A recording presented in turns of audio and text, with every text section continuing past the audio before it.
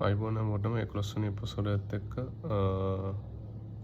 Course ඔක්කොම ඊට පස්සේ ඉවර කරලා ඊට පස්සේ ඉන්ටර්විව් ජොබ් එකක් හොයන්න ඊට මේ කොහරි ඉන්ටර්විව් ගිහිල්ලා කොහොත් කුරුණෑගලේ ඉඳන් ඊට පස්සේ කොළඹ ඉන්ටර්විව් දෙතුන් පාරක් ගිහිල්ලා ඊට පස්සේ එකක්වත් සෙට් වුණේ ඊට පස්සේ පාස්කු මේකත් පාස්කු ප්‍රහාරය ඊට පස්සේ කොරෝනාත් ආවා.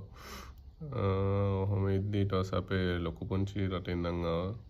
මේ ඊට පස්සේ යාගෙදර දැන් මේ යාගෙදර ඉඳන් තමයි මේ රෙකෝඩ් කරන්නේ.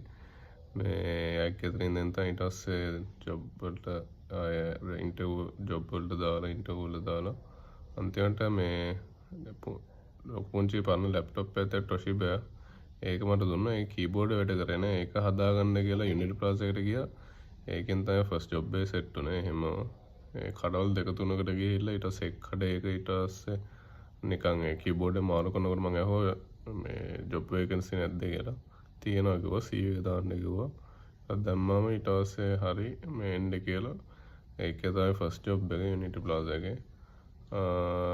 රිච්කොම් ටෙක්නොලොජි ෆස්ට් මේක එකෙන් ඒ කියන්නේ ඩෙස්ක්ටොප් නේ මම කොහොමද ඉගෙන ගත්තේ. ලැප්ටොප් ගැන ඒකෙන් ගොඩක් ඉගෙන ගත්තා ඒ ෂොප් එකෙන්.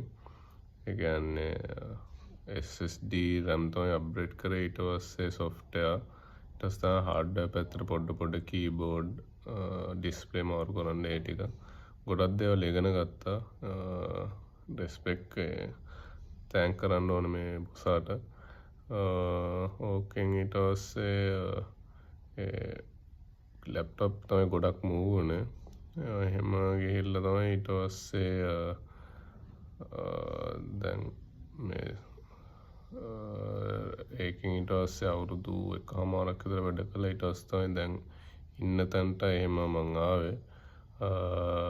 ඒකත් වේකන්සි එකක් දාලා තිබිලා Instagram එක හරහා ඒක වේකන්සි මේක දාලා මේ ඊට පස්සේ තමයි මේ දැන් ඉන්නේ මම නැනෝටෙක් එකේ. දැනට ඉස්සරහට ඉතින් කියන්න දන්නේ මේ නැනෝටෙක් එකේ තමයි දැන්ට ඉන්නේ. ඊළඟ එපිසෝඩ් එකෙන් හම්බමු. මම හිතන්නේ මේ අන්තිම එපිසෝඩ් ටික තව එකක් දෙකක් තමයි ඉන්න තියෙන්නේ. හරි thank you.